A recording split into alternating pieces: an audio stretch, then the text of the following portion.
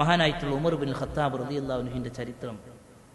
അദ്ദേഹം രാത്രി ഇറങ്ങി നടക്കുമ്പോഴാണ് നമുക്കറിയുന്ന ചരിത്രമാണ്. അതിൽ ചിന്തിക്കാനുള്ള ചില കാര്യങ്ങളുള്ളതുകൊണ്ടാണ് ഞാൻ ആ ചരിത്രത്തോട് പറഞ്ഞേ. ഉമ്മ പറയാണ് മോളോട് പാലിൽ വെള്ളം ചേർത്താൻ വേണ്ടിയിട്ട് പറയും. നമുക്കറിയാം ആ ചരിത്രം അല്ലേ. മോളെന്ത് ചെയ്യാണ്?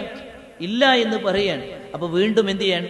ഉമ്മ പറയണം അത് ചെയ്യാൻ വേണ്ടി പറയുമ്പോൾ ഉമ്മ അതെ ഉമർ അറിയില്ലേ എന്നാ ചോദിക്കുന്നത്. അപ്പൊ ഉമർ എങ്ങനെ അറിയാന്ന് ചോദിക്കുമ്പോ ആ മകളുടെ മറുപടി എന്തായിരുന്നു? അല്ലാഹ് അറിയില്ലേ എന്നാണ്. ആ ഉമർ ബിൻ ഖത്താബ് റളിയല്ലാഹു അൻഹു അവരെ സ്വീകരിച്ചു എന്നതാണ്. തൻ്റെ മകനെ ഇണയായി സെലക്ട് ചെയ്തു എന്നുള്ളതാണ്. ചരിത്രം അവിടെ അവസാനിക്കുന്നില്ല.